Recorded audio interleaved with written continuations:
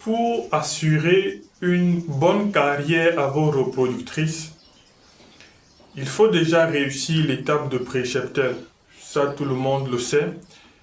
Mais aujourd'hui, je voudrais qu'on aborde l'aspect préparation des futurs reproducteurs sous un autre angle. On sait tous que les reproductrices, lorsqu'ils sont importés, ou lorsqu'elles sont importées, sont mises en reproduction à partir de 19 semaines. Et celles que nous avons localement, elles sont mises en reproduction à partir de 21 à 22 semaines. Et il y a un poids qu'il faut atteindre. Généralement, on se fixe sur le poids final, mais on néglige le processus. Et j'aime à dire, lorsqu'on est concentré sur le résultat, on se perd. Parce que vous allez attendre 19 semaines, vous allez peser, vous ne seriez pas dans la marge. Vous allez attendre 22 semaines, vous allez peser, vous ne seriez pas dans la marge requise. Donc il faut, au lieu de se concentrer sur le résultat final, mettre l'accent sur le processus. Si vous avez pris la reproduction à 10 semaines, et qu'elles doivent avoir, je vais dire n'importe quoi, 3,8 kg à 19 semaines, quel est le poids à 12 semaines, 13 semaines, 14 semaines, 15 semaines, jusqu'à la fin? Cet exercice vous permettra d'éliminer également celles qui n'ont pas une croissance parfaite, parce que dans le processus de préparation des futures reproductrices, il y a un autre tri qui va s'effectuer.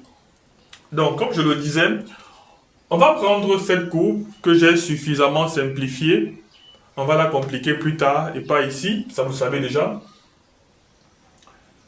Je vais comme en bleu, j'ai la courbe de croissance des lapins importés. Ces lapins ont à 10 semaines 2,2 kg, c'est-à-dire 70 jours. 70 jours, c'est 2,2 kg. Alors, des gens ont tendance à dire non, ça concerne uniquement les lapins importés. Et qu'est-ce qu'on fait de ce qu'on a localement? Le même poids de 2,2 kg, avec nos lapins que nous avons localement, vous obtenez ce poids au bout de 90 jours, c'est-à-dire au bout de 12 semaines. 12 semaines. Oui, 12 semaines, oui, ça fait 3 mois. Donc 90 jours, vous avez 2,2 kg. Vous comprenez que là, on a une différence de... On a une différence de 2 semaines. En fonction de l'élevage, ça peut aller à 3 semaines. Ouais, donc pourquoi l'autre sera mis en reproduction à 19 semaines, l'autre sera mis en reproduction à 21 ou 22 semaines? Donc, les courbes de croissance que vous obtenez avec les lapins importés, vous pouvez les obtenir avec les lapins que nous avons localement. Il y aura juste un décalage sur la période. C'est pourquoi, déjà, la période de mise en reproduction change. Donc, si on va mettre les lapins importés en reproduction à 3,5 kg, je dis n'importe quoi, à 19 semaines, on va également mettre nos lapins qu'on a localement en reproduction à 3,5 kg, mais cette fois-ci entre 21 et 22 semaines. Ça, c'est la première des choses qu'il faut noter. Maintenant, on a dit il n'est pas bon d'engraisser à l'excès le futur ou la future reproductrice. Il n'est pas bon également de la sous-alimenter. Parce qu'un fort engraissement conduit à l'obtention du poids adulte sans que les organes de reproduction ne se soient mis en place. C'est pourquoi il faut contrôler la croissance. Une sous-alimentation ne met pas à disposition de la lapine tout le nécessaire pour qu'elle puisse avoir une bonne carrière en reproduction. D'où la nécessité donc de suivre la croissance de ces futures reproductrices. Très important. Donc je pense qu'après cette vidéo, il ne sera plus question pour vous, peu importe les lapins que vous avez, que ce soit nos hybrides locaux ou les hybrides importés, vous avez les courbes de croissance que vous devez maîtriser à partir de 10 semaines. pour les lapins importés et à partir de 12 semaines pour les lapins locaux. Donc je vais prendre par exemple, là, on a 10 semaines, on a 2 kg 200. D'un autre côté, on a 12 semaines, on a 2 kg 200. La question c'est pour ceux qui ont 12 kg, pour ceux qui auront 2 kg 200 en 10 semaines, quel est le poids idéal à 12 semaines? Donc, les futurs reproducteurs sont également pesés chaque 2 semaines au plus. Donc, chaque 2 semaines, vous effectuez la pesée.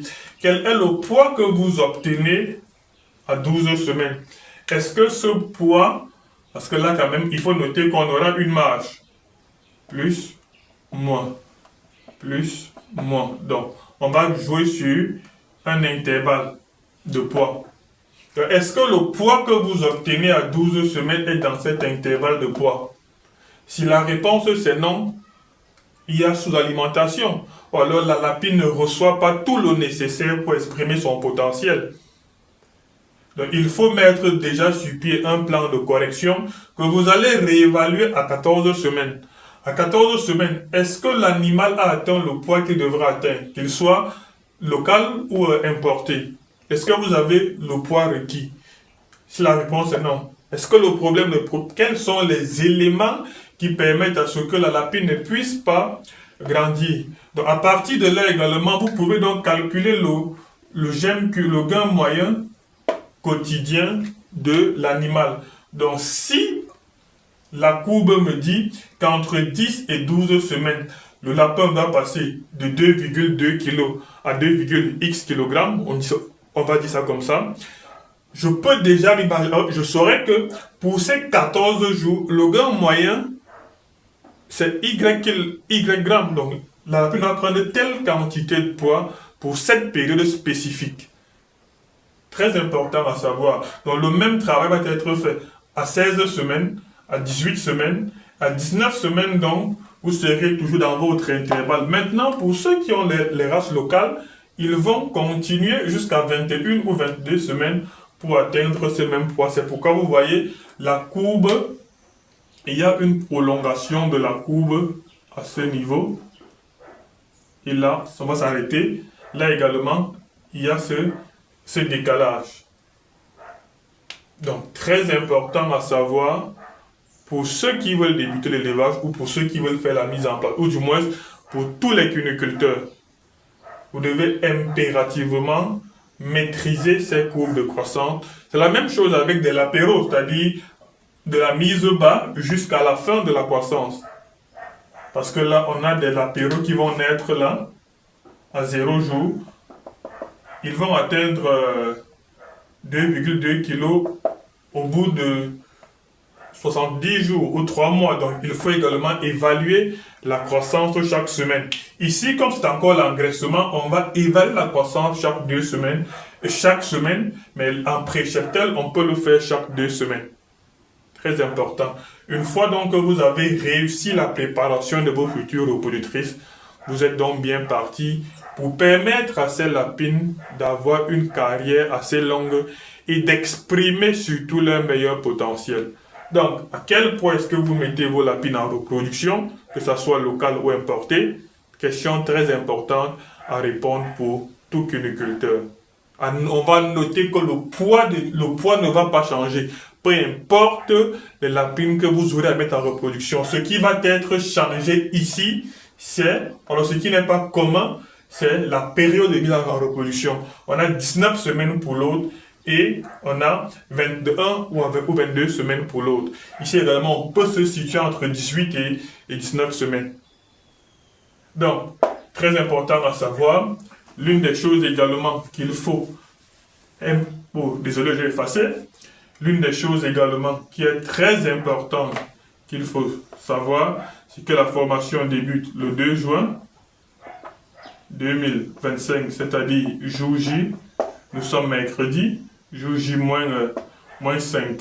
Vous pouvez me contacter 6 94 52 45 54 pour réserver votre place, ou vous contactez le groupe Eden 6 97 54 18 76. Ici, c'est uniquement WhatsApp. Ici, c'est WhatsApp plus les appels.